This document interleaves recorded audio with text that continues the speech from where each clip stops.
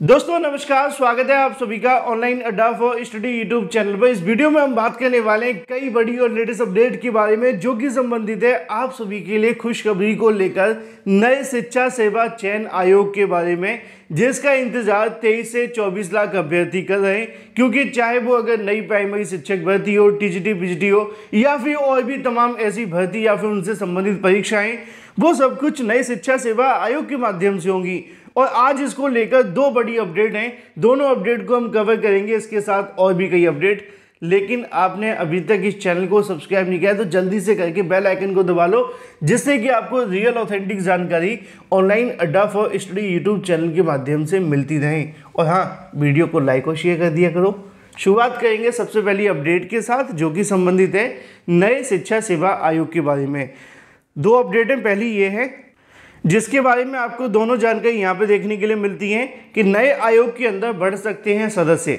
लेकिन इसी में छोटी सी जानकारी और आपके लिए है कि नए शिक्षा सेवा आयोग के गठन के लिए ट्विटर अभियान रखा गया। जैसा कि आप जानते हैं कि कल की तारीख में छात्रों के माध्यम से नए शिक्षा सेवा आयोग के जल्द से जल्द गठन करने के संबंध में मांग की गई थी, और उसी को लेकर अगले दिन जानकारी आना नए आयोग के बारे में ये दर्शाता है कि आपकी मांग सरकार तक तो जाती है, लेकिन आप लोग उस बात को उठाते नहीं हो। जब आपको कहते हैं कि आप वीडियो को शेयर कर दो और भी छात्रों को पता चले, कम से कम आप नहीं तो वो तो ट्विटर पे आके मांग उठाएं, इतना तो कर ही सकते हैं।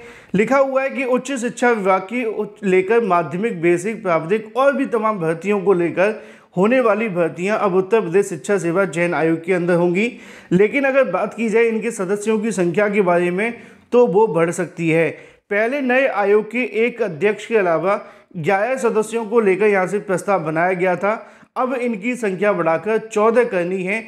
इनका कार्यकाल अधिकतम 65 वर्ष देखने के लिए मिलेगा। सूत्रों के अनुसार संख्या बढ़ाने के लिए प्रस्ताव भेजा जा चुका है, जिस पर मुख्यमंत्री योगी आदित्यनाथ के माध्यम से मोहर लगेगी, और जैसे ही यहाँ से मोहर लगती है फिर आगे का प्रोसेस शुरू होगा। अब सवाल ये है कि नए शिक्षा सेवा आयोग का गठन कब होगा, जिसके लिए छात्रों के माध्यम से टेट सीटेट पास अभ्यर्थियों ने ट्विटर अभियान चलाकर मांग की कि नए शिक्षा सेवा आयोग का गठन करें। जैसा कि नीचे लिखा हुआ है कि दोपहर तक एक समय हैशटैग ट्विटर पर ट्रेंड करने लगा था। ट्विटर पर ट्रेंड करने वाले अभ्यर्थियों के माध्यम से मांग की गई कि नए आयोग का गठन किया जाए, और उसी के बारे में जानकारी आपको यहाँ पे देखने के लिए मिलेगी। अगर बात की जाए नए शिक्षा सेवा आयोग के गठन को लेकर तो मंगलवार को इस पर जो अंतिम मोहर है वो लग सकती है। अब मंगलवार पे क्यों लगेगी वो यहाँ पे लिखा हुआ है, क्योंकि हर मंगलवार को सरकार के माध्यम से कैबिनेट बैठक का आयोजन किया जाता है, जिसको लेकर यहाँ पे आप सभी के सामने देखने के लिए मिलता है कि नए शिक्षा सेवा आयोग के गठन किया जा रहा है। इसका प्रारूप तैयार हो चुका है। प्रदेश सरकार के माध्यम से कैबिनेट में जल्द ही इसको मंजूरी मिल सकती है। राज्य शिक्षा सेवा चयन आयोग सदस्य जल्द ही 11 पदों पर सृजित, लेकिन कैबिनेट के माध्यम से पहले इसको लेकर जो संख्या बढ़ाई जा सकती है।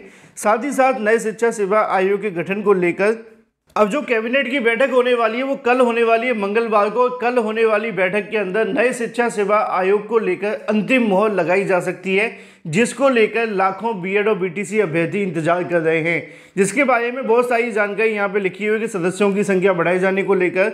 इसके अलावा नए शिक्षा सेवा आयोग के माध्यम से कौन कौन सी भर्तियाँ होंगी, कौन सी नहीं, इसकी जानकारी आपको पहले से ही है। लेकिन काम की और बड़ी अपडेट ये है कि कैबिनेट बैठक कल देखने के लिए मिलेगी, और संभावित तौर पे हम इस बात को कह सकते हैं कि नए शिक्षा सेवा आयोग को लेकर कल आपको बड़ी खुशखबरी मिल सकती है।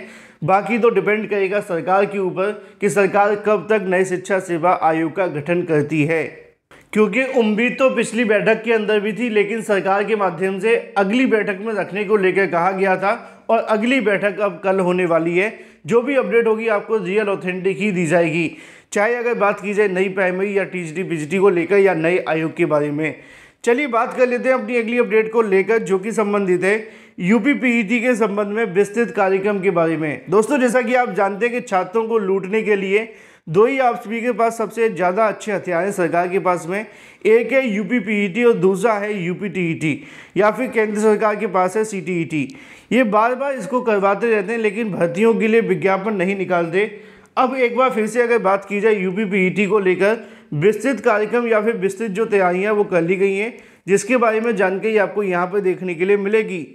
जैसा कि आप सभी यहाँ पे देख सकते हैं कि उत्तर प्रदेश अधीन सेवा चयन आयोग के माध्यम से आयोजित होने वाली यूपी पीईटी 2023 का नोटिफिकेशन होगा वो आपको अगले महीने के अंदर देखने के लिए मिल सकता है।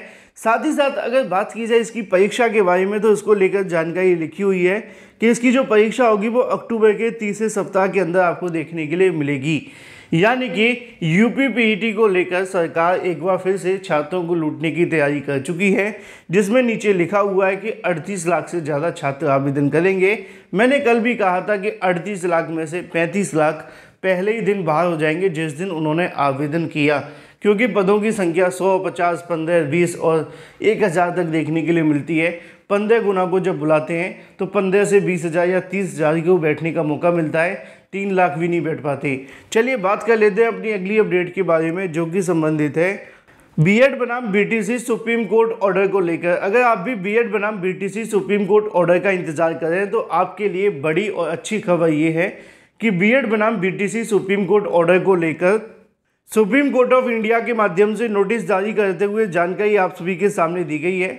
जैसा कि दोस्तों मैंने आपको पहले भी बताया था कि बीएड बनाम बीटीसी केस को लेकर जो ऑर्डर रिजर्व किया गया था उस पर जस्टिस के माध्यम से कहा गया था कि 3rd वीक ऑफ जुलाई में ऑर्डर जारी हो जाएगा और 3rd वीक ऑफ जुलाई भी सक्सेसफुली खत्म हो चुका है, लेकिन ऑर्डर को लेकर कोर्ट के माध्यम से किसी प्रकार की कोई जानकारी प्रेषित नहीं की गई।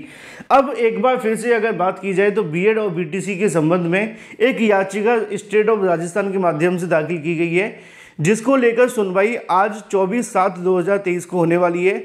इस मुद्दे पर इसलिए बात की जा रही है क्योंकि ये भी बीएड बनाम बीटीसी से ही संबंधित है और बीएड वर्सेस बीटीसी को लेकर जब कोर्ट में सुनवाई हुई थी तो यहाँ पे इसी मुद्दे पर उनके माध्यम से बताया गया था कि 3rd वीक ऑफ जुलाई में ऑर्डर को हम जारी करेंगे। अब आज होने वाली सुनवाई में अधिवक्ताओं के माध्यम से इस मुद्दे पर तो बहस की जाएगी, साथ ही साथ जो पुराना ऑर्डर है उसके बारे में भी जजेस से पूछा जाएगा कि वो कब तक देखने के लिए मिलेगा।